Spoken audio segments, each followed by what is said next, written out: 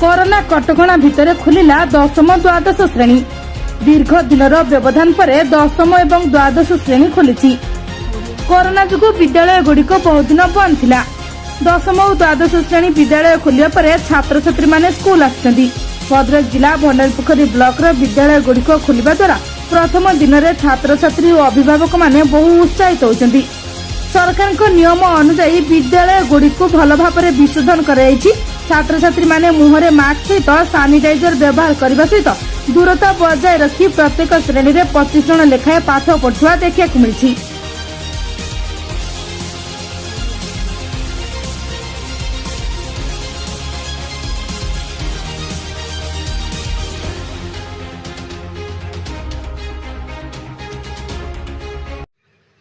परिचय देलो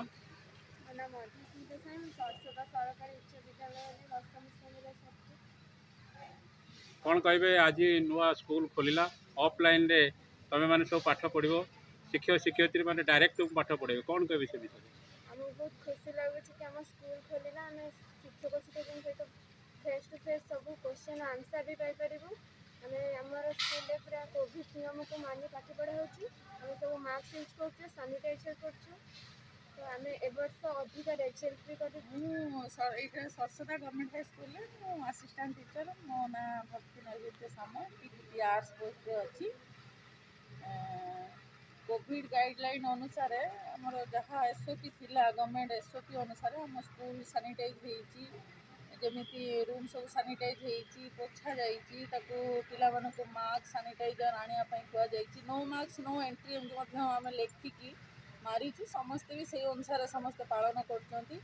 आउ जहाँ जहाँ गवर्नमेंट रो अच्छी कोविड गाइडलाइन अनुसार हम स्कूल आज खोली। प्रथम स्कूल आसला पिला आसला समय में पिला मानक वेलकम करा जाइतिला जेमिति डिस्टेंस मेंटेन करिक रहिबा कथा सेमिति आसिले से माने श्रेणी रे बसचंती। हम सेक्शन करा जाइछि दुटा सेक्शन करा जाइछि। सटिके परिचय देले मु सरस्वती उच्च विद्यालय रो प्रधान शिक्षक गदाधर जना। सर कौन कहे आज राज्य सरकार पक्ष घोषणा कराई 26 तारिख रे स्कूल खोलिया पे आज स्कूल खोली कोविड गाइडलाइन भितर कौन सर आप व्यवस्था कराई से पिला माने पाठ पढ़िया हमें कोविड गाइडलाइन अनुसार पिला मानक पाठ पढ़ाई सब प्रकार व्यवस्था सरकार जहाँ थिला करिछु। एथिपाई सैनिटाइजर मास्क एवं हैंड वाश यही सब पिला माने व्यवहार करने निर्देश देइछु। पिला माने भी आज स्कूल खोलला समस्ते मास्क पिंधिक आसते सामाजिक दूरता बजाय रखी क्लासरूम रे बसी से जो क्लासरूम रे प्रवेश करने 6 फुट डिस्टेंस रे गोलेई कराई से गोलेई भितर आसीथिले। एथिपाई मोर 3 जन शिक्षक को नियुक्ति करिछि। सेमाने जो कोविड गाइडलाइन अनुसार पिला मानकु श्रेणी गृह रे प्रवेश करने अध घंटे पूर्व आसी पहुँचते एवं पुणी आज कला बेलू पुणी अध घंटे पर पिलांकर क्लास सरीगला से माने जीवे एवं अन्य शिक्षक मानक निर्देश देइछि से माने सही अनुसार क्लास कर रूटीन व्यवस्था कराई।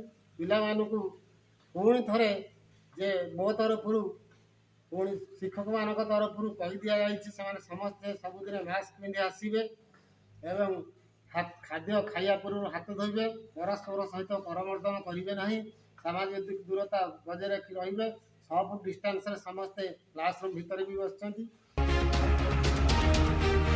भंडारीपोखरी मनोरंजन सेठी रिपोर्ट ओडिशा हाइलाइट।